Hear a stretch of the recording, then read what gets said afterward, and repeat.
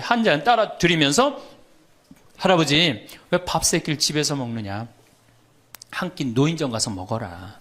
아니, 노인정 가서 친구들하고 고스톱도 치고 바둑도 두고 그러면 치매도 안 걸리고, 그렇게 전심 한 끼 나가서 먹으면은 며느리도 아침 다 상 치고 난 다음에 학부형도 만나고 친구들도 만나고, 아니 며느리가 무슨 징역 사는 것도 아니고 아침 점심 저녁 세 끼를 다 차려줘야 되니 얼마나 힘드냐. 그랬더니 이 할아버지 저한테 화를 내는 거예요. 신부님, 난 노인정 가기 싫다는 거예요. 아니 왜 노인이 노인정 가기 싫으냐. 그랬더니 이 할아버지가 저한테 명언을 했어요. 무슨 명언을 했냐면 형들이 심부름을 시켜서 가기 싫다는 거예요. 그래서 노인정 가기 싫다는 거예요. 얼마 전 하나투어에서 난리가 났다고 합니다. 96살 먹은 할아버지가 배낭여행을 신청한 것입니다. 하나투어에서 이 사태를 어떻게 해야 하나 고민하다가 할아버지한테 전화를 했습니다. 할아버지 96세는 배낭여행이 안 됩니다.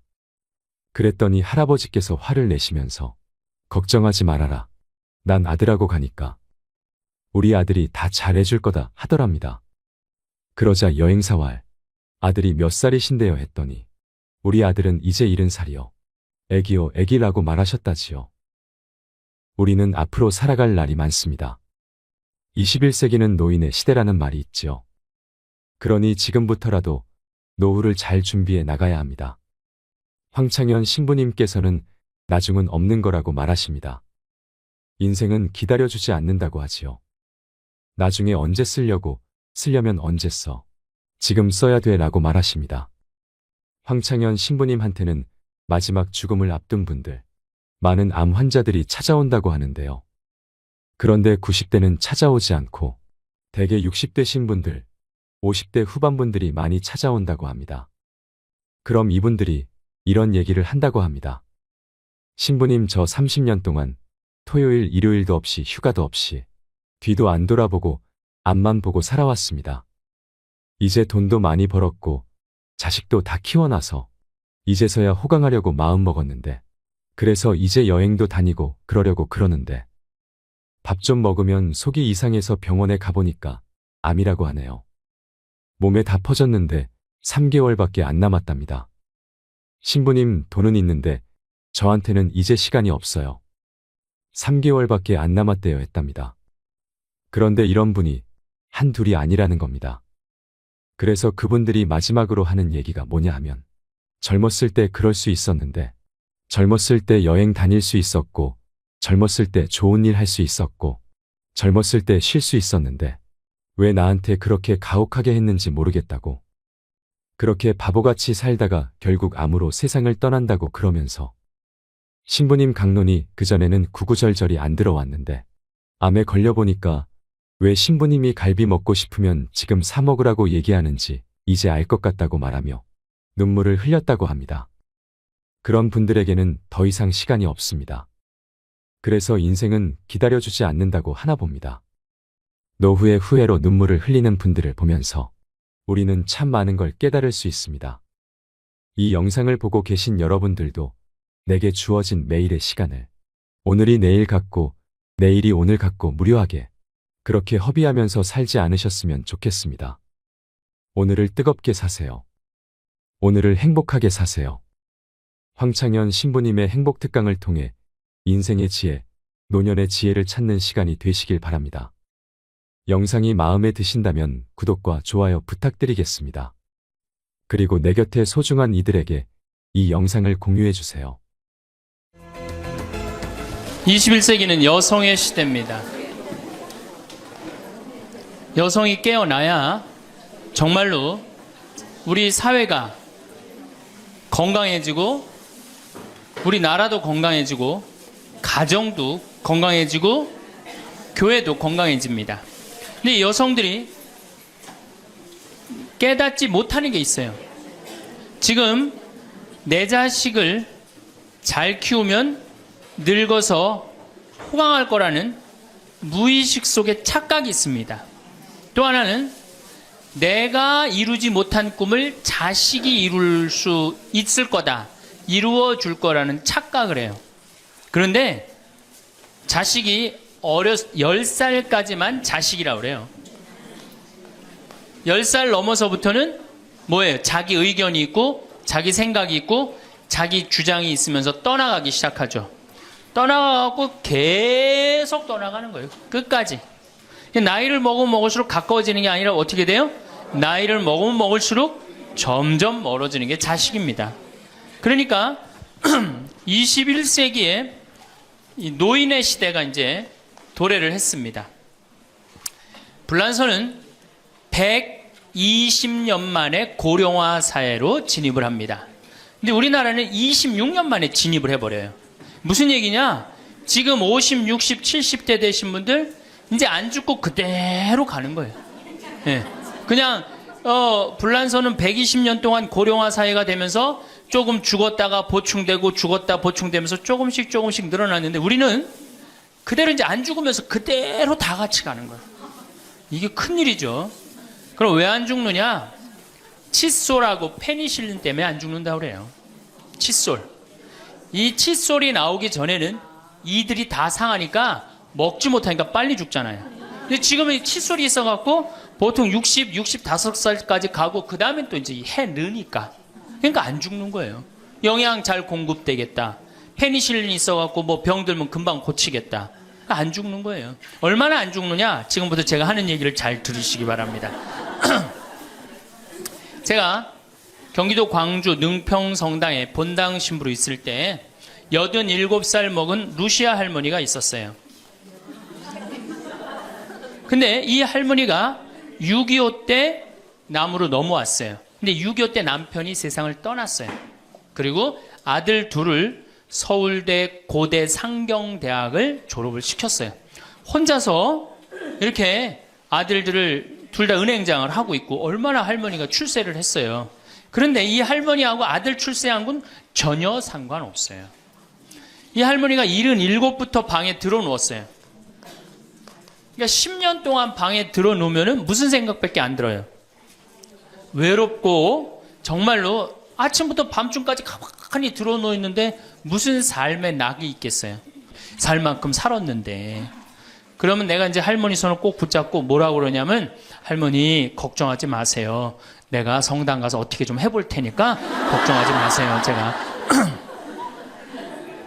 그렇게 이제 할머니하고 공동체를 한 6개월 동안 했는데 6개월 만에 아들이 밤에 전화가 왔어요. 신부님 우리 어머니 돌아가실 것 같다는 거예요. 왜 그러냐 그러니까 화장실에서 넘어져갖고 갈비뼈 2대가 부러진 거예요. 근데 이 할머니가 87인데 몸이 말랐어요. 갈비뼈 2대 부러지면은 그 나이에 똑 부러졌다고 그러는데 거의 즉사예요.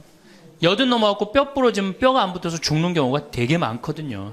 그래서 내가 이제 병자 가방을 들고 쫓아갔어요, 할머니한테. 그랬더니 할머니가 막 숨을 몰아 쉬더라고요. 그래도 제가 보좌 신부를 16,000명, 13,000명 이런데 보좌 신부도 하고 본당 신부도 한 4,000명, 5,000명 해갖고 또 병자 성사를 많이 해갖고 딱 보면 알아요. 3개월 갈 거다. 한 달 갈 거다. 그래서 내가 아들한테 그래요. 한 3개월 갈 것 같으니까 3개월 정도 준비하라. 그럼 3개월에 어김없이 딱 가는 거예요. 근데 그 할머니를 딱 보는데 그날을 못 넘기겠더라고요. 그래서 이제 할머니 손을 붙잡고 할머니 나하고 오늘 못 넘길 것 같으니까 나하고 총 고해성사 하자. 할머니 하느님이 열심히 믿었고 좀 아들들 훌륭하게 잘 키웠고 매일 그렇게 묵주기도 했으니까 내 생각에는 할머니 직천당이다. 오늘 돌아가시면 바로 오늘 하늘나라 올라가시는데 가면은 요셉 성인도 보고 베드로 성인도 보고 싶은 남편도 보고 성모님도 보고 예수님도 보고 내 안부도 전해줘라. 바로 가니까. 네. 할머니는 내 손을 꼭 붙잡고 뭐라 그러냐, 신부님 그동안 너무 고마웠다는 거예요. 올 때마다 사탕도 갖고 오고 선물도 갖고 오고 내 얘기도 들어주고 그래도 외롭지 않게 신부님 왔을 땐 행복했다는 거예요. 그래서 이제 내가 할머니 손을 잡고 할머니 장례미사 내가 잘 해줄 테니까 강론도 잘하고 걱정하지 말아라.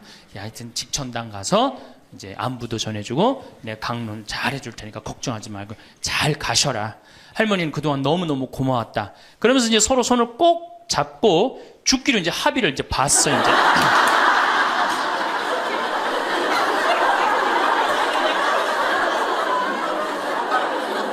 그래갖고 이제 본당에 와갖고 연령회장한테 연락을 했어요. 우리 그 루시아 할머니 돌아가실 것 같으니까 빨리 가서 임종경 해라. 그 사무장한테는 내가 이제 내일 아무래도 장례가 나을 것 같으니까 장례 준비를 해라. 이제 그리고 이제 기다리는데 일주일이 돼도 연락이 없고 2주일이 돼도 연락이 없는 거야. 한 달 만에 다시 봉송채 신청이 들어왔어요. 그래서 내가 가갖고 할머니한테 그래서 할머니 어떻게 된 거냐. 우리 살아서 안 보기로 하지 않았느냐. 근데 왜 살아있느냐. 그랬더니 할머니가 우리 아들들이 어머니 돌아가시면 안 된다고 삼성의료원에 데려다가 그걸 붙여갖고 온 거예요. 그래서 그때 이제 할머니가 이제 방에 누워갖고 그전에는 화장실이라도 다녔는데 이제는 이게 부러졌으니까 2년 동안 화장 못 가고 오줌똥을 며느리가 받아냈어요. 그 며느리도 참 착한 며느리죠. 90살이 됐어요. 이런 부활 때 돼갖고 내가 이제 봉송채를 나갔는데 할머니가 일어나서 나온 거예요. 날 마중을 나왔어요. 그리고 하시는 말씀이 신부님 이제 좀 일어나 다닐만 하다는 거예요. 이게 지금 가두션찬을 판국인데 일어나 다닐만 하다. 92살이 됐는데 이 할머니가 내가 성당을 줬는데 성당 어떻게 줬는지 구경하고 싶다고 이게 이불을 뒤집어 쓰고 성탄 전야미사에 나왔어요. 이제는 안 죽어요. 여러분들 정말로 내가 보통 이게 30년을 한 세대로 봅니다. 그렇죠? 그 60까지 결혼 30에서 60까지 정말 오래 사는 거예요. 근데 요즘은 이제 90까지 한 남자하고 60년을 살아요. 살만해요? 한 남자하고 한 여자하고 한 남자하고 부부로 만나서 딱 30년 사는 게 가장 맞대요. 그래서 그걸 30년을 한 세대로 보는 거예요. 근데 이게 더블로 사네. 한 남자랑. 저는 생각 잘했죠. 장가 안 가고 혼자 사는 게 정말 좋은 거예요. 또 내가 그 능평성당에 있으면서 겪었던 일인데 이 할아버지가 73살이야. 요셉 할아버지가 73살인데 며느리가 나보다 1살 어려요. 또 마침 우리 고향 사람이야. 그래서 아주 참 내가 이뻐했죠, 마음으로. 근데 이 며느리가 애를 4을 낳았어요. 그게 참 착해요. 누가 봐도. 그래서 다 효녀라고 그랬어요. 효부라고 그러고. 그 이렇게 보면은 정말로 성당도 열심히 나오고 시어머니 시아버지도 잘 모시고. 근데 나한테 와서 이제 개인적으로 신세 한탄을 할 때는 그러는 거예요. 신부님 시집살이 하기 너무 힘들다는 거예요. 우리 시어머니 시아버지는 아침 점심 저녁으로 따뜻한 밥만 원한다는 거예요. 8명을 아침 점심 저녁 밥 세끼를 한다고 생각해 보세요. 힘들겠어요? 안 힘들겠어요? 여러분들 힘들겠죠? 네. 그래서 내가 이제 그 마음으로 이제 새기고 할머니 할아버지들을 모시고 온천을 간 적이 있어요. 딱 온천을 이제 끝나고 난 다음에 이제 우리 할아버지가 이제 73살 먹은 요셉 할아버지가 막걸리를 근사하게 드시더라고. 그래서 내가 할아버지한테 그랬어요. 한 잔 따라 드리면서 할아버지 왜 밥 세끼를 집에서 먹느냐. 한 끼 노인정 가서 먹어라. 아니, 노인정 가서 친구들하고 고스톱도 치고 바둑도 두고 그러면 치매도 안 걸리고 그렇게 전심 한 끼 나가서 먹으면은 며느리도 아침 다 상 치고 난 다음에 학부형도 만나고 친구들도 만나고 아니 며느리가 무슨 징역 사는 것도 아니고 아침 점심 저녁 3끼를 다 차려줘야 되니 얼마나 힘드냐. 그랬더니 이 할아버지 저한테 화를 내는 거예요. 신부님 난 노인정 가기 싫다는 거예요. 아니 왜 노인이 노인정 가기 싫으냐. 그랬더니 이 할아버지가 저한테 명언을 했어요. 무슨 명언을 했냐면 형들이 심부름을 시켜서 가기 싫다는 거예요.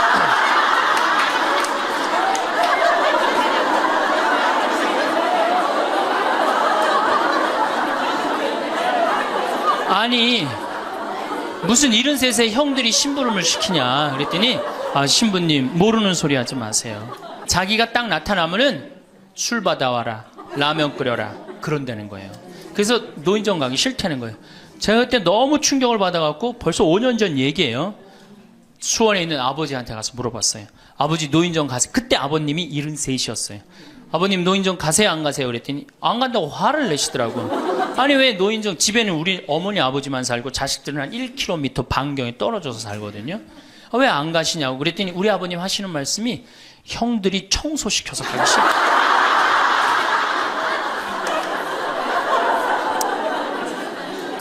제가 알아보니까 75살 이하를 청노인이라고 그래요. 청년 노인이라는 거예요. 청년 노인. 이제 안 죽어요. 제가 여기 3년 전에 수원 고등동 성당에 95살 먹은 할머니가 오셔갖고 래프팅 하고 가셨어요. 배 타는 거 있죠? 그래서 내가 그때 그랬어. 할머님 참 죽기 전에 이렇게 래프팅도 하고 가니까 너무 좋다고 그랬더니 그 할머니가 나도 원이 없다고 이렇게 이 나이에 래프팅 배 타고 이 강에 래프팅을 했다고. 작년에 97인데 또 와서 또 하고 갔어요. 그러니까 여러분들 100살 산다는 거 지금 막연한 얘기가 아니에요. 여러분들 100살 산다는 게 확실하게 여러분들은 앞으로 남은 인생이 50년 남아있어요. 이렇게 오래 살 줄 모르고 지금부터 이제 중요한 얘기예요. 지금부터 잘 들어요. 지금부터 이렇게 오래 살 줄 모르고 있는 돈 없는 돈 자식한테 다 물려줬어. 얼마를 물려주느냐. 이게 이제 큰일이에요. 자식 대학 하나 졸업시키는데 2억 5천 들어갑니다. 둘 졸업시키면 5억이에요. 부부가 은퇴해서 죽을 때까지 우리가 지금 필요한 현금이 5억이에요. 자식 둘 대학만 안 보내면 뭐예요? 딱 노후대책연금 딱 확보하는 거예요. 그런데 우리가 지금 자식들 정말로 보낼 애들을 대학에 보내느냐. 지금 여러분들 20대 실업자가 100만 명이 넘어요. 걔네들 다 대학 나온 애들이에요. 독일은요, 얘가 똑똑하고 안 똑똑하고 중학교 때 갈라버려요. 그래서 대학 나오는 사람 별로 없어요. 그리고 중학교 때 머리 나쁜 놈은 어떻게 해? 기술 배워갖고 기술을 배워갖고 월급 별 차이 없어요. 근데 우리는 돌머리든 돌머리가 아니든 다 대학을 가잖아요. 그러니 이름으로 대학은 나왔고 기름칠하는 일을 하기 싫고 그 취직을 안 하는 거죠. 이걸 한량이라고 그럽니다. 한량. 그러니까 공장에는 일할 사람이 없고 실업자는 흘러넘치고 그래서 공장에 일할 사람을 채우기 위해서 캄보디아, 베트남에서 사람들이 오고 이게 우리나라가 망조로 가는 길 아닙니까? 여러분들 대학 공부할 애들이 사실은 몇 명이나 돼요. 그러니까 내가 깡통이야. 깡통인지 안 깡통인지 여기 지금 젊은 엄마들 꽤 왔는데 딱 보면 알아요, 몰라요? 알죠? 내가 정말로 1등을 하는 애인지 꼴등을 하는 애인지 금방 드러나잖아요. 여러분들이 포기를 못해서 그렇지. 이 깡통한테 있는 돈 없는 돈 다 쏟아붓어. 그래갖고 이 깡통이 천재가 되면 모르는데 겨우 원서만 넣으면 되는 대학을 나왔단 말이야. 그래갖고 취직을 못해. 그래갖고 놀고 있어. 근데 중요한 건 내 주머니가 이 깡통한테 쏟아 넣느냐고 내 주머니가 뭐가 됐어? 깡통이 됐어. 이 집 뭐 하는 집안이에요? 깡통 차는 집안 되는 거예요. 생각 잘 하셔야 됩니다. 태양은 2번 아름다워요.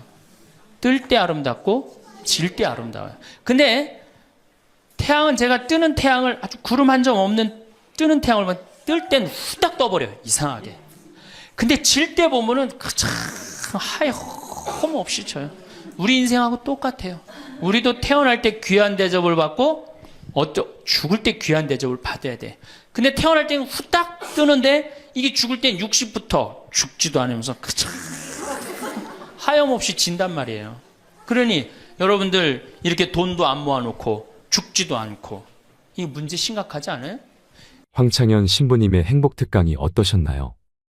유튜브로 황창현 신부님의 강연을 한 번이라도 접하신 경험이 있으신 분들은 황창현 신부님의 매력에 빠져나오지 못하실 텐데요. 살짝 어설픈 듯 하면서도 그 순수함에 정감이 가고 재미나고 꼭 필요한 말씀을 해주신다는 생각에 하루에도 몇 개씩을 매일 듣는 분도 많으실 거라 생각합니다. 황창현 신부님께서는 주로 노년의 행복에 대해서 말씀을 하시는데 하나같이 귀에 꽂히는 말입니다. 아, 나도 나이 들어가고 있구나 하는 묘한 기분도 들지요. 어렸을 적엔 노년에 대해 얘기하면 남 얘기 듣듯 했는데 이젠 멀지 않았구나. 나도 나이 들면 그래야겠구나 하며 완전 내 얘기처럼 듣고 있게 됩니다. 신부님 강연의 댓글을 보면 무신론자도 많고 불자도 많습니다. 그 이유가 무엇인지 이제서야 알 것 같습니다. 앞으로 갈수록 노노 갈등이 많아진다고 합니다. 병에 걸린 70노인이 정정한 93세 부친 때문에 괴로운 시대라는 것입니다. 그런데 나이든 부모는 뭐가 필요하다, 뭐가 먹고 싶다, 요구가 아주 많다고 하지요. 자식들에게 너무 희생하지 말고 효도를 강요하지 말고 내 노후는 내가 지켜야 합니다. 앞으로 효도는 없다고 합니다.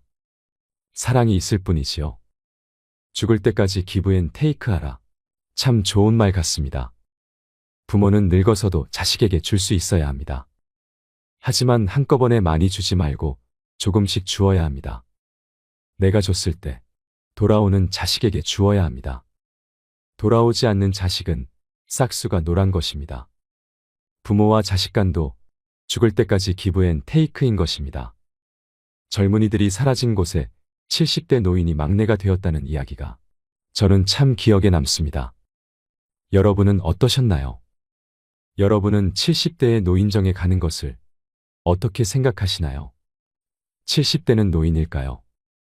이 영상을 보시면서 어떤 깨달음을 얻으셨는지 댓글로 여러분의 소중한 의견을 공유해 주세요. 다양한 사람들과 허심탄회하게 이야기 나누면서 의미를 한 번 더 되새기신다면 가슴에 더욱 남을 것입니다. 이상으로 책틀맨이었습니다. 지혜를 쌓는 당신의 오늘이 아름답습니다. 더 좋은 영상으로 찾아뵙겠습니다.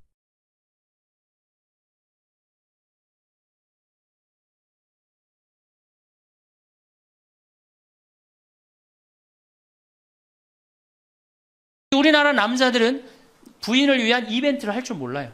그러니까 이게 어떻게 있느냐 하면 가을 젖은 낙엽 땅바닥에 붙어 있듯이 쫙 부인한테 붙어 있으면서 밥 새끼 따박따박 그냥 받아먹고 끝난단 말이야. 설거지를 하기라나 뭘 하기라나.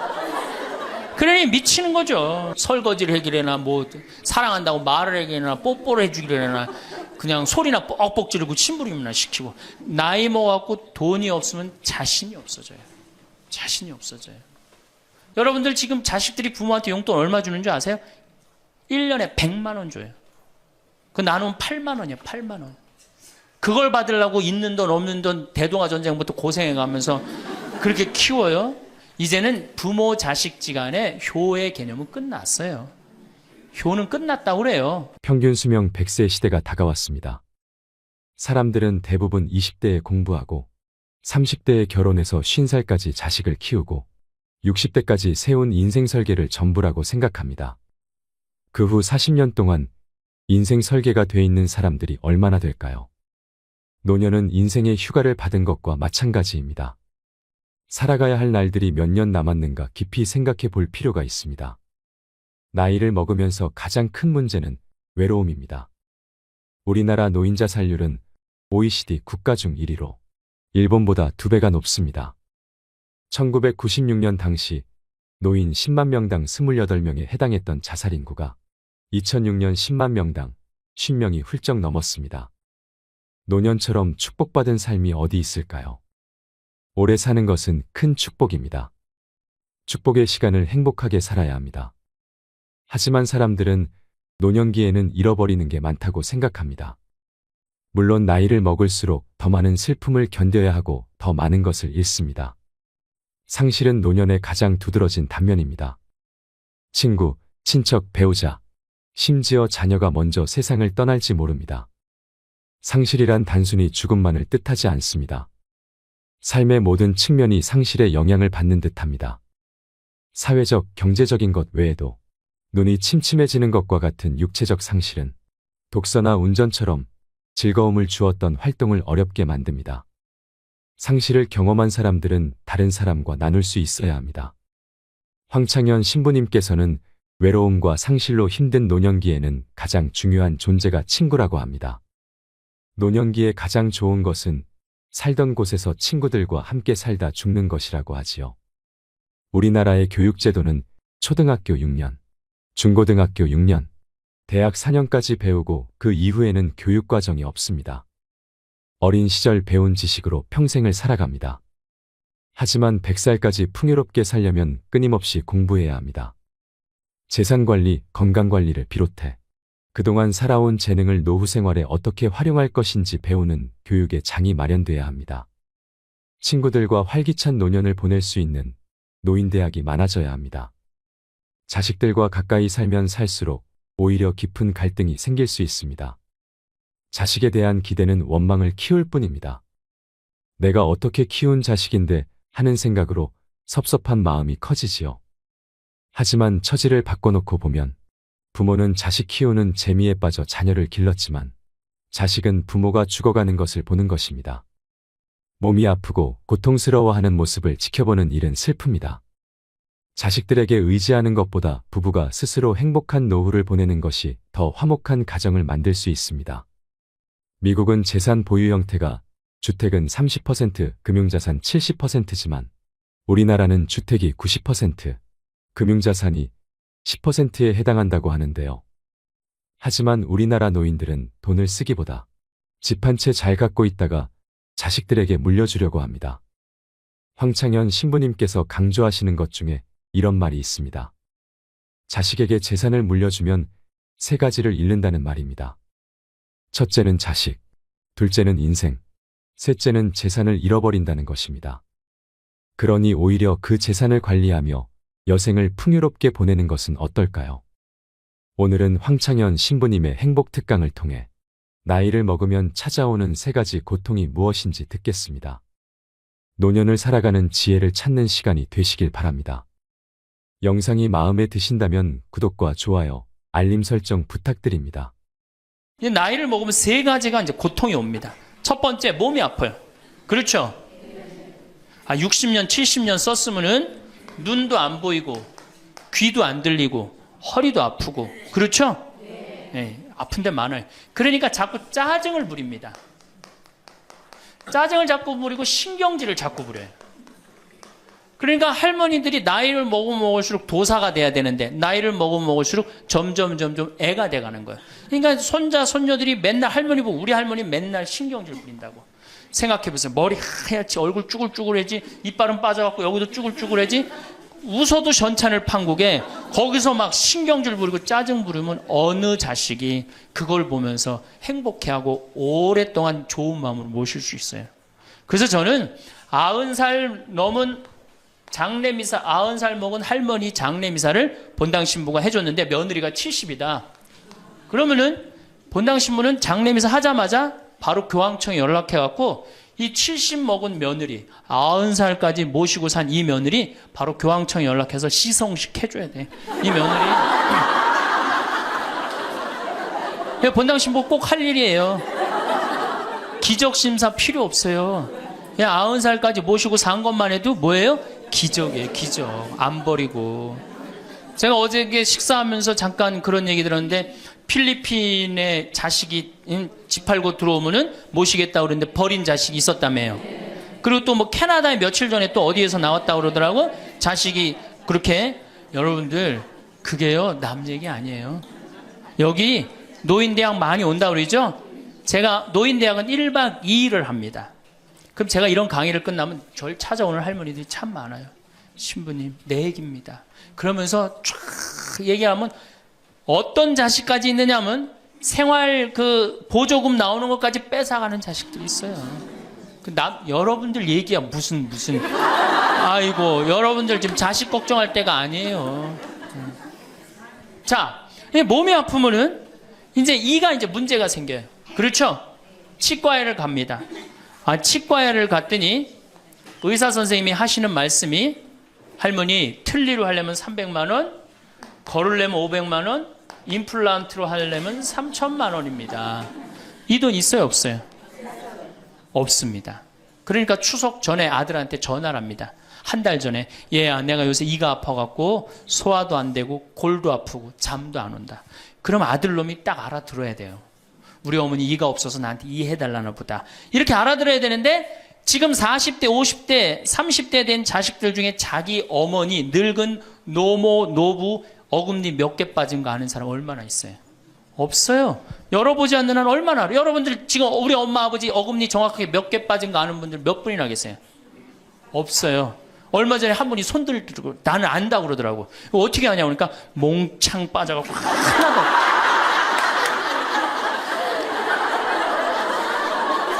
그러지 않는 한 자기 부모님 어금니 몇 개 빠진 거 아는 사람 없어요. 제가 지금 강의를 한 10만 명 이상 했는데 정말로 아는 사람들 없어요. 그러니까 이 아들놈이 한다는 소리가 어머니 소금으로 양치하세요. 헬 이빨이 있어야지 소금으로 해든지 말든지. 이 속으로 끓는 거죠. 2주 전에 또 전화를 합니다. 얘야, 내가 요새 이가 더 아파갖고 소화도 안 되고 잠도 안 오고 골도 더 아프다. 어머니 왜 이렇게 내 말을 안 듣느냐고 속음으로 해대니까. 그리고 이제 아들이 추석날 와갖고 용돈을 주고 갔는데 딱 10만 원을 주고 갔다. 그러면은 이때부터 미치는 거예요. 이때부터 속이 끓기 시작하는 거예요. 젊었을 때는 자식 키우는 재미로, 보는 재미로 그렇게 했는데 지금은 이제 내 몸 하나도 이제 건사하기 힘들고 죽지도 않으니까 막 속이 막 미치는 거예요. 어디 가서 얘기하고 싶은데 창피해요, 안 창피해요? 창피합니다. 그러니까 이제 누굴 찾아오냐면 이제 본당 신부를 찾아옵니다. 저를 이제 찾아오는 거죠. 신부님, 내 말 좀 한번 들어보세요. 할머니들이 이제 내 말을 들어보라고 그러면은 이제 몸 아픈 거, 아들이 이해 안 해준 거 이런 것만 하면 내가 다 알아듣는데 우리 할머니들은 내 말 좀 들어보라고 그러면은 꼭 어디서부터 시작하냐면 대동아 전쟁부터 이제 시작해요.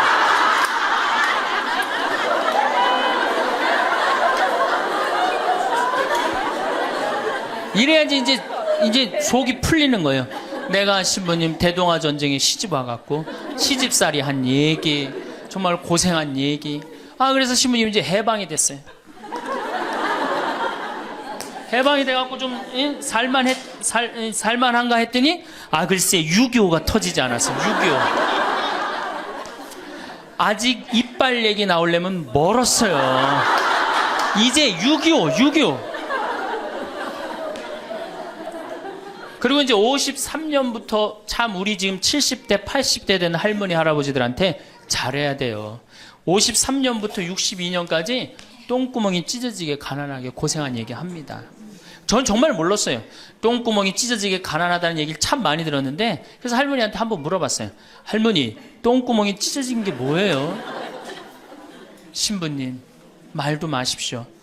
6.25 전쟁 때 여러분 2차 세계대전에 쏟아놓은 폭탄을 그거 남은 폭탄 다 우리나라에 다 쏟아붓어요. 그러니 전쟁 끝나고 뭐가 있어요? 전부 다 폐허가 돼갖고 아무것도 없죠. 가을에 우리나라가 한 85% 이상이 소장농이에요.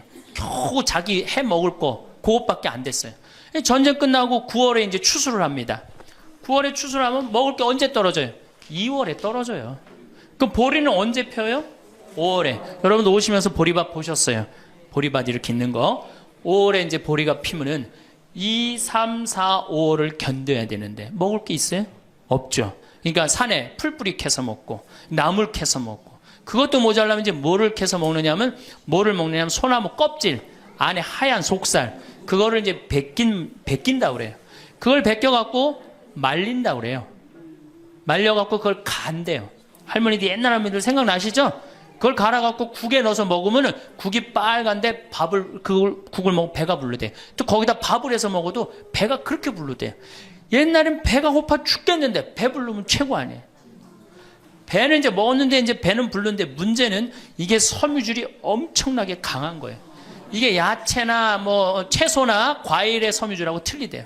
그래갖고 이제 이게 들어가면 소화가 안 되고 딱딱하게 굳는 거예요. 수분이 빠지고. 대장에 가면 이제 딱딱한 돌덩어리로 굳는 거예요.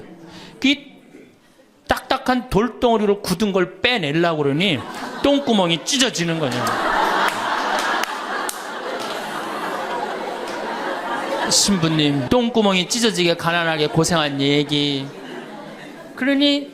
그리고 이제 내가 자식들을 이제 내 자식만은 고생을 시키지 않으려고 정말 내가 먹고 싶은 거, 쓰고 싶은 거, 다니고 싶은 거 안 하고 논 팔고 소 팔고 정말로 고생해서 내 자식을 키워놨는데 내가 늙어서 이해해달라고 그러는데 아니 이 10만 원을 갖다 줬습니다. 신부님 억울해서 못 살겠다. 분해서 못 살겠다. 그 얘기를 해요. 이 얘기가 사실 남 얘기가 아니에요. 제 얘기예요. 제 얘기. 제가 아버님 70살 때 종합검진을 해드렸어요. 종합검진을 이렇게 해드렸는데 깜짝 놀랐어요. 결과를 보고. 어금니가 하나도 없으신 거예요. 어금니가 하나도 없어. 그러니까 아버지 제가 맨날 이렇게 갈비집에 가서 갈비 사드릴 때 뭘로 드셨느냐고 그랬더니 아들 신부가 사주는 거라 앞니로 그냥 대충 씹어갖고 삼켰다는 거예요. 정말 기가 막히죠. 내가 전국에 다니면서 강의를 이렇게 했는데 내 아버지 입 빠진 건 모르고 참 창피하더라고요. 그래서 마침 내가 이제 치과 의사 하나를 세례를 줬어요. 그래서 불렀어요. 내가 너 세례를 줬는데 내가 네 세례를 주면 내가 네 영적인 아버지다. 근데 우리 육적인 아버지가 이가 하나도 없다.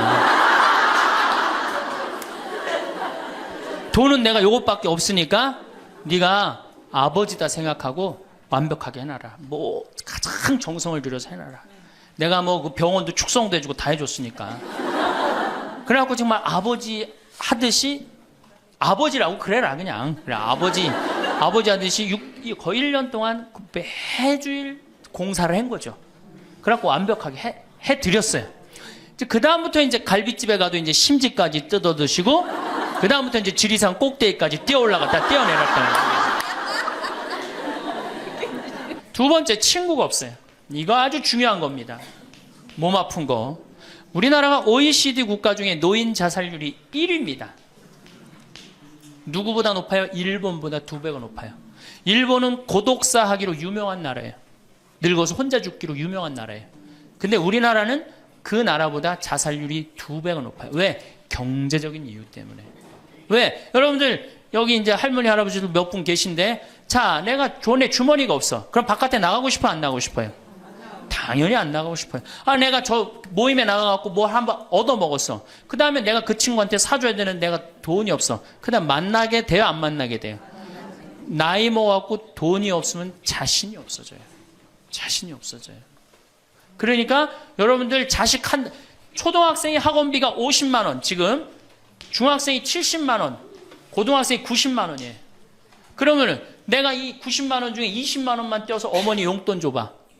우리 어머니 신나서 살걸? 근데 내 자식 학원비 90만 원 안 아까운데 부모 30만 원 용돈? 여러분들 지금 자식들이 부모한테 용돈 얼마 주는 줄 아세요? 1년에 100만 원 줘요. 그 나누면 8만 원이야, 8만 원. 그걸 받으려고 있는 돈 없는 돈 대동아 전쟁부터 고생해가면서 그렇게 키워요? 이제는 부모 자식지간의 효의 개념은 끝났어요. 효는 끝났다고 그래요. 많은 사회학자들이 효는 끝났다. 사랑만 남아있다는 거예요. 이 얘기도 이제 제가 곧 할 거예요. 자, 친구가 없으니까 속이 좁아져요. 그렇게 했어요? 안 그렇게 했어요? 아니, 친구들이 있으면 얘기도 좀 하고 속도 풀고 그러면 속이 좀 이게 맺혔던 것도 풀잖아요. 집안에서 이제 친구가 없으니까 가만히 방 안에서 이제 뒷방 벽에 이제 어느 학자가 우리나라 노인을 뭐라 그래? 쥐처럼 깜깜한 방에서 웅크리고 앉아있다고 그래요. 우리 할머니들이 내가 봉송체 가면 하고 있는 일이 깜깜한 방에서 진짜 웅크리고 앉아있어요. 쥐처럼. 그러니까 할 일이 뭐가 있어? 벽에다가 인생 복귀하는 거죠. 대동아 전쟁 생각하고 한숨 한 번 쉬고 6.25 생각하고 한숨 한 번 쉬고 이빨 안 해준 거 생각하고 한숨 한 번 쉬고 여름에 냉면을 먹고 싶어. 그러면은 큰아들이 사줄래나 둘째 아들이 사줄래나 막내 아들이 사줄래나 기다리는데 한 놈도 안 사줘. 그러면 언제 그걸 갖고 있다가 터트려요? 추석 때 터트립니다. 내가 옆집 할망구는 그 자식들이 와서 갈비도 사주고 냉면도 사줬다는데 나는 자식이 6, 7인데 나한테 냉면 사주는 자식 하나도 없다고. 냉면이 얼마나 해요? 5,000원, 10,000원이면 하죠? 그럼 자기 돈으로 사 먹으면 되는데 우리 할머니 할아버지들은 자기가 자기를 위해서 돈 쓰는 걸 할 줄 알아요? 몰라요? 몰라요. 정말 이거 큰 문제예요. 냉면 먹고 싶으면은 자기 가서 사 먹으면 될 거 아니야. 그런데 그걸 기다리고 앉아있어. 그러니까 한을 쌓는 거지. 5,000원을 가지고. 큰아들이 사줄래나 둘째 아들은 사 먹으면 되는 걸. 그럼 행복한데. 그래갖고 이제 냉면 못 얻어 먹은 거. 아들이 이제 퇴근해갖고 들어옵니다. 아들이 퇴근해갖고 들어오면요. 참 문제는 뭐냐면은 아들이 들어오면은 어떻게 하면 돼? 내가 여러분들 나이 먹어갖고 싸움을 안 걸면요. 자식들이 말을 안 해줍니다. 그러니까 아들하고 싸움을 거는 거예요. 너 이빨 10년 전에 안 해줘갖고 나 이거 쪼글쪼글 해갖고 이제 아무것도 못한다고 그러더라. 아들이 듣다 어머니 그만하세요. 한 번만 하면 100번째예요. 그럼 이게 안 먹히나 보다 그래서 방에 들어왔고 또 이제 벽에다 복귀한 것 중에 그래 냉면 못 얻어먹은 거 들고 쫓아나가. 옆집 할망구 냉면도 얻어먹었다는 난 냉면도 못 얻어먹었다. 그럼 아들이 한마디 합니다. 어머니 그러려면 나가 죽어라. 몸 아프죠? 친구 없죠? 뭐만 남으냐면 자존심만 남습니다. 근데 그 자존심에 나가 죽어라? 그럼 미치는 거예요. 어디 가서 자식이 나가 죽으라고 그러는데 얘기할 때가 있어요? 없어요? 여러분들 나가 죽으라고 그러는 거 아들이 50%, 며느리가 16%, 딸이 14%, 그 다음에 늙은 부부가 서로 나가 죽으라고 20%. 나가 죽으라는 말 듣는 비율이 그렇대요. 그냥 어디 가서 얘기하긴 창피하고 또 이제 본당 신부를 또 찾아옵니다, 이제. 그래서 저한테 얘기를 해요. 신부님, 내 말 좀 들어보라고. 이제 할머니가 이제 또 내 말 좀 들어보라고 그러면 이제 또 대동아 전쟁부터 이제 시작을 합니다. 해방, 6.25, 똥구멍이 찢어지게 가는. 내가 이렇게 키웠는데 나부로 나가 죽으라고 그런다고. 이제 늙었으니까 필요 없다고 나부로 나가 죽으라고 그런다고. 여러분들 그런 소리 이제 듣습니다. 왜 죽지도 않고 이렇게 오래 사느냐고 분명히 자식들한테 그런 소리 들어요. 100살까지 산다고 생각해봐요. 그것도 자식한테 얹혀서 100살 산다고 생각해보세요. 이제는 자식하고 늙어서 같이 산다는 생각은 꿈도 꾸면 안 돼요. 늙어서 이제 나 어떻게 살아야 돼? 나 혼자 자식한테 폐 안 끼치고 오래 사는 게 누구하고 좋은 관계 유지하는 거야? 자식하고 좋은 관계 유지하는 거예요. 어쨌든 나가 죽으라고 하니까 이제 미치는 거죠.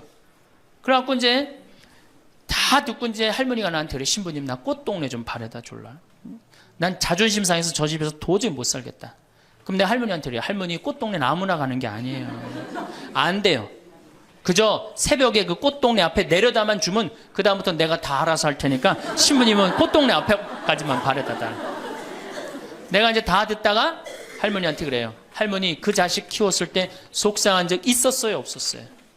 속상한 적 많았죠. 7살, 10살 미운 오리 새끼. 그때 말 안 들을 때 할머니 그 아들한테 속상하면 뭐라고 그러셨어요? 그렇지, 나가 죽어라 그랬죠. 네. 할머니 그냥 나가 죽으라고만 그랬어요? 아니요, 나가 되져라. 그러면 7살, 10살 먹은 자식이 자존심이 안 상했겠느냐? 자존심이 상했지만 그 아이는 참고 살았다. 너무 엄마가, 천하의 엄마가 나가 죽으라 했지만 나갈 때가 있어야지 걔가 나갈 거 아니야. 자존심이 상했지만 참고 살았다. 이제 누구 차례다? 할머니가 참고 살 차례다. 아들도 나가 죽으라 그랬을 때 참고 살았다면 이제는 할머니가 나가 죽으라 할 때 참고 살 차례다. 지금 나가면 누가 할머니를 걷어줄 거냐? 오로지 부모라는 이유 하나로 한 집에 살아주는 것만 해도 고맙게 생각하고, 할머니가 할머니의 노년을, 할머니의 남은 생애를 준비하지 못한 할머니 잘못이다. 누구 탓할 거 아무것도 없다. 그럼 무슨 생각을 하는지 가서 참고 살아요. 참고 살아야지 어떻게 할 거야. 이제 안 죽으면서 진짜 문제가 발생합니다. 여기 뒤에 계신 분들 잘 들으세요. 우리나라는 안사람, 바깥사람 제도가 있어요. 그렇죠? 그래갖고 안사람은 안에서 애 놓다 죽었어요. 그렇죠? 애 키우다. 우리나라 지금도 변함없습니다. 안사람은 안에서 애 키우냐고 정신이 없어. 남편 신경 안 씁니다. 바깥사람 바깥에서 돈 벌다 죽었어요. 옛날에는 부부 갈등이 없었어요. 왜? 만날 일이 있어야지. 안사람 안에서 애 놓다 죽고 바깥사람 바깥에 돈 벌다 죽었으니까 만나야지 갈등이 생길 거 아니야. 서양은 20대만 나왔고 안 맞으면 30대 바꾸고, 30대만 나왔고 안 맞으면 40대 바꾸고, 40대만 나왔고 안 맞으면 50대 바꾼 부부가 애인같이 살아요. 근데 우리는 한 번도 맞춰본 적이 없어. 위해준 적도 없고. 제가 재작년에 그 스톡홀름을 여행을 갔었는데 비행기 시간이 오래 좀 하루를 거의 기다렸어야 돼요.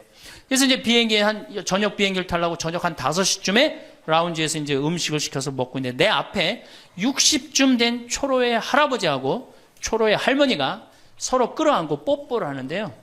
이 남자가 이 이마 눈에다 뽀뽀 한번 하고 I love you 하니 하고, 입에다 뽀뽀하고 I love you 하니 하면 목에다 뽀뽀, 1시간 이렇게 쪽쪽 빨아요. 걔네들은 그렇게 살고 그렇게 살아야만이 살아요. 근데 우리는 안사람은 안에서 애 키우다 죽고 바깥사람은 바깥에서 돈 벌다 죽으니까 서로 사랑을 할 시간이 없어. 근데 상관없었어. 왜? 평균 연령 38세, 46세 때는 아무 문제 없었어요. 그렇죠? 죽으면 끝이니까. 근데 이제 안 죽으면서 문제가 발생을 해요. 직장에서 너는 이제 그만 사회에서 쓸모가 없으니까 집으로 가라. 그래갖고 이 바깥 사람을 고홈 집으로 보낸단 말이야. 그래갖고 이제 안방에 이제 이 바깥 사람이 딱 앉아 있는 거예요. 그래갖고 안방에서 안 사람이 되는 거예요. 집안에 안 사람이 둘이 되는 거예요. 이게 아내가 뭐에 태양이라는 뜻이거든요. 집안의 태양을 아내라고 그러잖아요. 이 집안의 태양이 둘이니 이게 사이가 좋아요. 그리고 우리 남자들이 여자한테 하니 I love you 뽀뽀 쫙쫙 했다면서 그렇게 해요. 여러분들 사랑한다는 얘기 들어요, 안 들어요? 이게 우리의 큰 문제예요. 사랑한다는 말도 안 듣고. 이 우리나라 남자들은 부인을 위한 이벤트를 할 줄 몰라요. 그러니까 이게 어떻게 있느냐 하면 가을 젖은 낙엽 땅바닥에 붙어 있듯이 쫙 부인한테 붙어 있으면서 밥 새끼 따박따박 그냥 받아먹고 끝난단 말이야. 설거지를 하기라나 뭘 하기라나. 그러니 미치는 거죠. 그러니까 할머니들이 저한테 진짜 할머니들이 그런 얘기 많이 해요. 아유 정말 30년 40년 동안 밥 해야 되는 거 지겹다고. 지겹죠. 설거지를 해기래나 뭐 사랑한다고 말을 해기래나 뽀뽀를 해주기래나 그냥 소리나 뻑뻑 지르고 침부림이나 시키고. 근데 이 할아버지가 어떤 할아버지가 갑자기 심장마비로 죽었어요. 그냥 얼마나 할머니가 좋아. 심장마비로 죽었으니. 병원에 가니까 의사가 딱 청진길 대더니 할아버지 돌아가셨다고 심장마비로. 이제 간호사한테 다 처리해갖고 냉도실로 모시라고. 영안실로. 그래갖고 이제 영안실로 이렇게 할머니가 이제 이렇게 할아버지 뒤를 따라가는데 이 할아버지가 가다가 깨어난 거예요. 깨어나갖고 이제 할머니가 뒤 따라온단 말이야. 그러니까 나 좀 살아났으니까 얘기 좀 해달라고 막 그러니까 이 할머니가 못 들은 척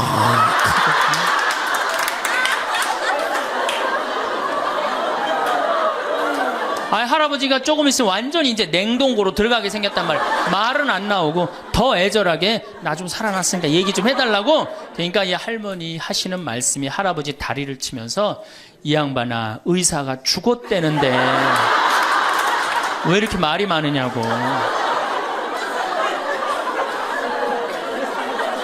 반대로 우리 여성들, 우리나라 이 여성 아내들이 남편한테 잘하느냐? 여러분들 남편한테 잘하세요? 여러분들 남편이 바깥에 나가면 왕 대접받는 남편이 얼마나 있을 것 같아요? 없습니다. 그럼 층층샷 나가면 섬기는 사람이에요. 굽신거려야 되는 사람이고. 근데 아침에 출근할 때 정말로 내 남편이 전쟁하러 나가는데 정말로 왕 대접하고 내보낸 부인이 얼마나 돼요? 이러지 않으면 다행이지. 머리 막 부시시 해갖고 막 사자 머리를 해갖고 머리 끝에는 밥풀 하나 딱 이렇게 붙여놓고 여보 다녀와. 퇴근을 했는데 아직도 그 부시시한 머리를 가지고 테레비를 보고 앉아있다. 어느 남자가 집에 들어오고 싶겠어요. 여기 평창에 대유라는 룸사롱이 오픈했어. 작년에. 서울 아가씨 항시 30명 대기 이렇게. 그러면 여러분들 남편이 어디 가면은 왕대접 받아요. 그러니까 여러분들이 남편을 룸사롱으로 내모느냐 집안으로 끌어들이냐 누구한테 달려있는 거야? 여러분들한테 달려있어요. 그런데 그래서 일주일에 한 번 남편을 위해서 요리를 하라는 거예요. 부인이. 정말로 지혜로운 부인은 요리를 한 번씩 하라는 거예요. 그래서 낙지볶음도 하고 요새 그 텔레비에 보면 이렇게 홍어 이렇게 삭힌 것도 많이 홈쇼핑으로 보내주잖아요. 딱 해갖고 삼합 딱 해갖고 와인 하나 딱 준비하고 이브닝 드레스도 좀 쫙 입고 이런 이벤트가 있어야지 60년을 같이 살지. 무슨 재미로 60년을 살아요. 이건 뭐 김치찌개 한번 해줬단 말이야. 부인이 저녁에 김치찌개 해줬는데 다음날 아침에 출근할 때 보니까 그거 졸여갖고 이제 또 내놨단 말이야. 저녁에 퇴근할 갖고 왔는데 그걸 볶아갖고 또 내놨어.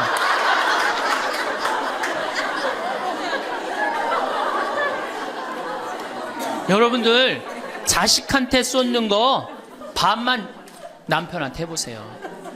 여러분들 아마 얻고 살 거예요. 나이 먹어서 유일한 친구가 누굽니까? 남편이고 아내밖에 없어요. 제가 평택에서 본당 신부를 할 때 할머니 한 분이 남편이 평생 바람 피고 노름하고 술 먹고 나가서 딴살림했어요. 근데 이 할아버지가 늙어갖고 중풍이 걸린 거예요. 중풍이 걸려갖고 반신불수가 되고 집에 들어온 거예요. 그러니 이 할머니가 믿겠어요? 안 믿겠어요? 밉죠. 나만 보면은 빨리 죽었으면 좋겠다. 매일 입버릇처럼 했어요. 그러니까 이 할아버지가 또 말도 못하는 중풍이 이제 와갖고 고해성사를 이제 이렇게 할머니하고 할아버지하고 같이 들어와요. 그래갖고 이제 할머니가 이제 할아버지 잘못한 걸 다 나한테 얘기를 해줘요. 그러면은 할아버지가 그걸 받아들이면 되는데 안 받아들입니다. 할머니를 때리는 거예요. 내가 언제 그랬느냐. 그러니 난 내가 봐도 야, 저 할아버지 양심도 없구나. 그냥 젊었을 때 저러더니 늙어서 고해를 대신까지 해주는데 얼마나 고마워. 그런데도 그냥 그 할머니를 때리고 저렇게 구박을 하니 참 정말로 빨리 죽었으면 좋겠다. 그런 생각을 했어요. 근데 그 할아버지가 돌아가셨어요. 마침 내가 있을 때. 그래서 내가 장례 미사를 해주고 할머니 손을 꼭 잡고 그랬어요. 할머니 이제 그동안 고생 많이 했으니까 이제 편안하게 집에 가서 이제 행복하게 쉬시라고 남은 여생. 그래갖고 이제 할머니를 보냈는데 그 밤 11시에 할머니가 전화를 했어요. 신부님 우리 집에 좀 와달라는 거예요. 한참 자는데. 왜 그러시냐고 그러니까 그 병상에 누워있던 남편이 없으니까 이 집이 그렇게 무섭고 쓸쓸하고 외롭고 허전하다는 거야. 지금 빨리 와서 기도를 해달라는 거야. 그래서 자다가 또 옷도 갈아입고 이제 내가 가고 그 할머니 이제 안수기도 해주고 이제 손잡고 기도해주고 오면서 늙어서 남편이 죽는다. 그날로 여러분들은 아무것도 아니에요. 완전히 홀로 되는 거예요.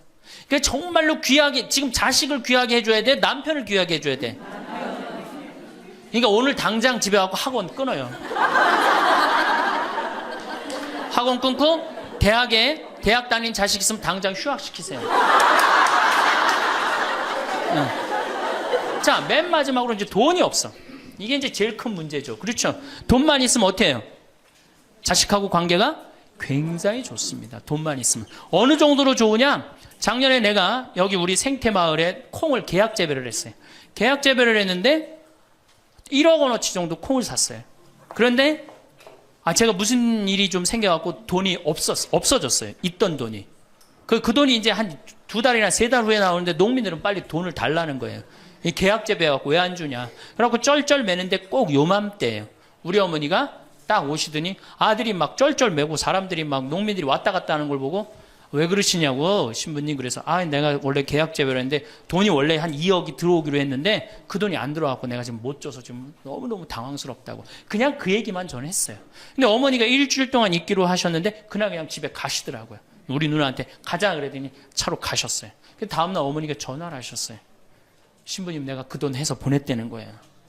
하루 만에 어머니가 그 엄청난 돈을 해서 보낸 거예요. 아들이 그냥 뭐 그런 거 고생하는 거 보기 싫은 거지. 그래갖고 그 돈을 해갖고 일주일 만에 싹 정리했어요. 나는 어머니가 얼마나 고마운 줄 몰라요. 저는요, 우리 어머니가요, 안 죽었으면 좋겠어요.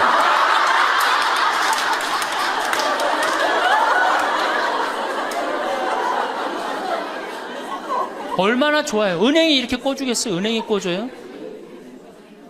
그러니까 나이를 먹어갖고 자식한테 줄 수 있는 게 있어야 돼요. 근데 한꺼번에 다 주면 안 돼. 조금씩. 그리고 그 자식이 나한테 돌려주는 게 있는 자식한테 줘야지 줬는데 안 주는 자식은 싹수가 노란 거예요. 그래서 그 자식한테는 주지 말고 내가 줬는데 나한테 준다. 그럼 그 자식한테 계속 잘해주면. 그래서 저는 어머니하고 자식 지간이 기브 앤드 테이크야. 죽을 때까지 기브 앤드 테이크를 해야지 서로 행복한 거예요. 네. 그래서 우리 자식들은 용돈 많이 드립니다. 어머니 아버지한테. 우리 어머니 아버지 이렇게 한 1년에 받는 용돈을 가만히 들어보니까 한 연봉 한 2천만 원 정도 되더라고요. 2천만 원이면 괜찮잖아요. 그럼 그 돈 당신 위해서 씁니까? 또 누구한테 써요? 자식들한테 다. 그러니까 서로 좋은 거예요. 기브 앤드 테이크. 이제 굉장히 지혜로워야 돼요. 노년을 행복하게 맞아요. 근데 돈이 없어. 그러면 이때부터는 천덕꾸러기 되는 거예요. 내가 프랑스 파리 쌍젤리제 거리를 가보니까 루이비통 꾸찌 있는 거리예요. 그렇죠? 쌍젤리제 거리 가보니까 거기서 저녁에 와인을 마시는 사람들은 할머니 할아버지밖에 없어요. 젊은 사람 꿈도 못 꿉니다. 우리나라 명동에 누구만 득실거려요? 젊은 애들이 득실거리죠? 이거 문제예요. 걔네들이 뭘 했어요? 돈을 벌었어요. 사회를 위해서 일을 했어요. 6.25를 겪었어요. 우리나라 경제 발전을 이뤘어요. 아무것도 한 거 없는 애들이 무의미하게 돈을 쓰는 거예요. 그러니까 사회가 불안정한 거예요. 이태리 로마의 라보나 광장이라고 있어요. 라보나 광장에 가보면요, 거기도 저녁에 할머니 할아버지 팔짱 다 7, 8분이 팔짱 끼고 숄 딱 거치고 와요. 그리고 와인 마셔. 젊은 애들은 꿈도 못 꿔요. 제가 오스트리아 비엔나에 비올라 공부하는 아이 너 내가 맛있는 거 사줄게. 제일 좋은 데 가자. 그랬더니 시청 근처가 제일 식당이 좋대. 17명이 밥을 먹는데 15명이 할머니, 할아버지. 젊은 애들 어디 있냐 그랬더니 내가 밥 먹고 보여드리겠습니다. 그랬더니 밥 먹고 시청 뒤에 공원에 가니까 젊은 애들이 우유하고 빵하고 그렇게 밥을 때우더라고요. 전심을 다 그렇게 때워요. 젊은 애들 왜 식당, 여기 젊은 애들이 식당에서 밥 꿈도 못 꿉니다. 스포츠카 할머니, 할아버지들이 타고 다니지 젊은 애들 못 타고 다닙니다. 근데 우리나라는 명동에 가면 할머니, 할아버지 없는데 어디 가면 할머니, 할아버지 볼 수 있어요? 그렇죠. 탑골공원에 가면 거기서 배식 받아서 밥 먹고 있는 거. 이게 세상이 거꾸로 돌아가는 거예요. 나무는 뿌리가 튼튼해야지 나무도 튼튼합니다. 그렇죠? 나무가 튼튼해야지 열매도 튼튼한 거예요. 우리 사회도 할머니, 할아버지들이 행복해야지 누가 행복할 수 있어? 내가 행복할 수 있어. 내가 행복해야지 누가 튼실해? 열매가 튼실한 열매가 나오는 거예요. 근데 지금 우리나라 사회는 뿌리가 썩어가고 있어요. 뿌리도 썩어가고 나무도 썩어가고 당연히 모두 썩어가요? 열매도 썩어가는 거예요. 지금 썩어가고 있어요. 자, 우리나라가 178개 국가 중에 행복지수가 102등이에요. 102등. 왜 102등이겠어요? 태어나면서부터 글자 공부하기 시작해. 유치원 특목 유치원 다녀. 영어 배워. 중국어 배워. 일본어 배워. 초등학교 가서 이 학원 저 학원 시달려. 공부 못하면 완전히 나쁜 놈이야. 이 세상에서 정말 부모한테 불효자야. 중고등학교 그래서 자괴감 느껴. 대학교 가고 또 취직해야 돼. 그냥 죽어라고 입사시험 보는데 실업자가 100만 명, 20대가 넘어. 대학을 졸업해도 취직도 못해. 그리고 어떻게 해서 결혼을 했는데 부모 돈 얼마를 뺏어요. 우리나라가 결혼 자금이 1억 7천만 원 들어가요. 미국 2,700만 원이에요. 그러니까 누구 돈 다 되는 거예요? 부모가 있는 돈 없는 돈 다 해주는 거. 미국은 안 해줍니다. 일본도 안 해줍니다. 일본의 부모가 어떤 부모가 훌륭한 부모예요? 결혼식 때 10만엔 부조하는 부모 훌륭해요. 100만 원 부조하는 부모가 훌륭한. 그 더 이상 안 해줘요. 근데 우리는 있는 거 없는 거 다 해줘. 그렇죠? 있는 거 없는 거 다 해줘. 근데 자식이 죽으면 딱 좋은데 죽지도 않고 그걸 받은 은혜를 알아 몰라요. 받은 놈들은 끝까지 모릅니다. 이 열매 벌써 썩었어요. 그러니까 결혼해서도 자식 키우느냐고 고생, 집 얻느냐고 고생, 늙어서도 제대로 노년을 행복하게 즐기지 못해. 여행도 못 다니고 뒷방이 웅크리고 있어. 애들 때도 괴롭고 결혼해서도 괴롭고 늙어서도 괴로워. 그러니까 행복지수가 몇 등이야? 102등이에요. 이게 다 누가 만들어내는 거예요? 여성이 깨어나야 되는 거예요. 여성이 깨어나야지 우리 사회가, 저는 이 세상에서 대한민국처럼 살기 좋은 나라 없다고 생각해요. 누가 뭐라도 해도 대한민국이 세계에서 제일 살기 좋아요. 음식점에 가면 물 공짜로 주는 나라 어디밖에 없어요? 대한민국밖에 없어요. 다 사 먹어야 돼요. 이 환경 하나만 해도 기가 막힌 거예요. 더 기가 막힌 거 뭔지 아세요? 아니, 밥 먹었는데 커피도 공짜로 줘. 이게 정말 좋은 나라예요. 근데 왜 우리가 다 불행하다고 느끼느냐? 이 질서가 무너졌기 때문이에요. 여러분들은 노년에 행복한 노년을 가져야 돼. 그래서 제가 이제 다음 시간에는 어떻게 하면은 우리가 행복하게 살 수가 있느냐. 도대체 내가 성당을 나가는데 내가 도대체 행복이 뭔지 모르고 지금 살아간다는 문제가 있죠. 예수님이 뭐라고 그랬어요? 행복하여라. 그래서 다음 시간에는 행복에 대한 이야기를 하도록 하겠습니다. 감사합니다. 황창현 신부님의 강의가 어떠셨나요? 나이를 먹으면 3가지 고통이 찾아온다고 하는데요. 첫 번째는 몸이 아프고, 두 번째는 친구가 없고, 세 번째는 돈이 없다고 합니다. 이것을 반대로 말하면 건강을 관리하고, 친구를 잘 사귀거나 혼자서도 잘 사는 방법을 터득하고, 자식에게 다 주지 말고 노후 자금을 잘 관리하면 행복한 노후를 보낼 수 있다는 말도 될 수 있겠지요. 늙는다는 것은 그저 비참하고 슬픈 일일까요?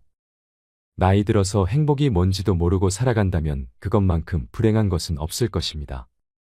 그러니 지금부터라도 지혜로운 노후를 보내기 위한 준비를 해나가야 합니다. 나이 먹으면 찾아오는 3가지 고통을 어떻게 잘 해결해 나갈 것인지 생각해 보셨으면 좋겠습니다. 건강하고 외롭지 않고 부족함 없는 노년이 되시길 바랍니다. 이상으로 책틀맨이었습니다. 지혜를 쌓는 당신의 오늘이 아름답습니다. 더 좋은 영상으로 찾아뵙겠습니다.